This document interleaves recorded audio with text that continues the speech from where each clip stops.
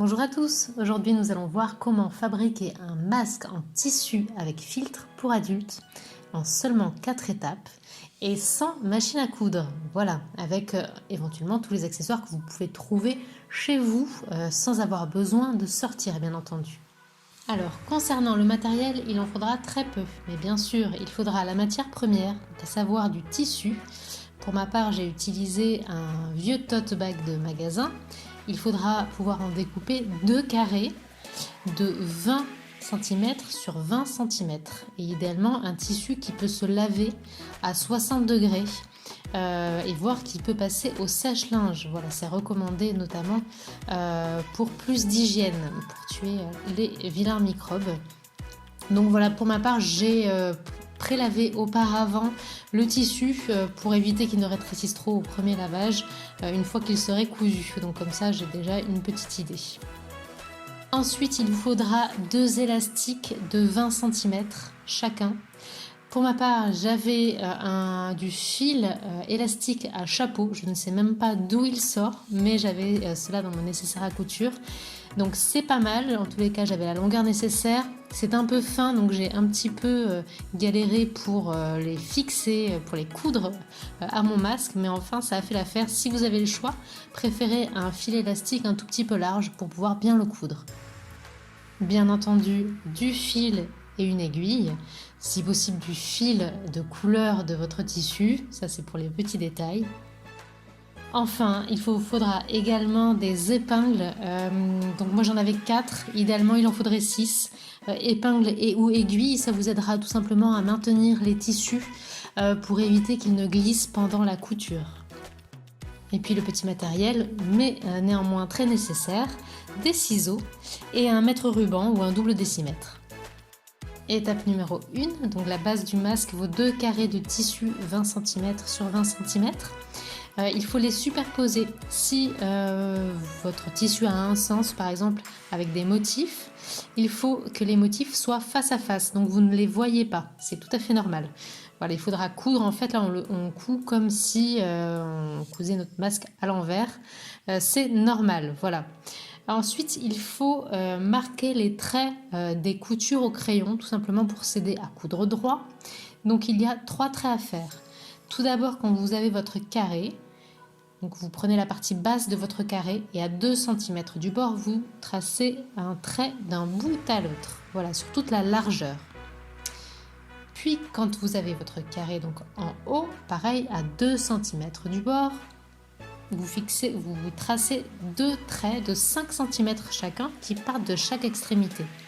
Ça laisse un vide en fait au milieu de 10 cm. C'est tout à fait normal, il nous servira plus tard de pochette pour y fixer notre filtre. Une fois donc que vous avez réalisé votre couture, donc du haut des 2 petits segments donc, et du bas sur toute la largeur, vous avez vos 2 côtés qui sont encore ouverts. Et ce sont les endroits où vont tout simplement venir se loger les élastiques. Donc il faut pour cela placer donc un élastique de chaque côté à l'intérieur de la pochette. Mais bien sûr, faites dépasser environ 1 cm des extrémités de chaque côté que vous viendrez épingler pour les maintenir. Voilà, tout simplement pour pouvoir mieux les coudre, éviter que ça glisse. Et nous en sommes déjà à l'étape numéro 3. L'étape numéro 3, donc on retourne nos carrés qui jusqu'à présent étaient à l'envers et on va tout simplement venir les mettre à l'endroit comme on mettrait une paire de chaussettes à l'endroit quand elles sont en boule. Voilà, tout simplement. Et on s'aide pour cela de l'ouverture de la pochette que nous avons laissée. Une fois que vos carrés sont à l'endroit, donc vous avez votre masque, donc toujours en fait l'ouverture pochette vers le haut. Je vous recommande de passer un petit coup de fer à repasser sur votre petit carré. En fait, ça vous permettra de réaliser l'étape d'après un petit peu plus facilement. Voilà, sachant que l'étape d'après, donc, c'est de réaliser les plis, le fameux pli accordéon de votre masque. Donc pour cela, c'est très simple. Sur toute la largeur, vous prévoyez 3 plis situés environ au milieu de votre masque. Vous partez depuis le bas et donc vous rabattez à chaque fois de haut en bas. Voilà, 3 fois pour avoir 3 plis.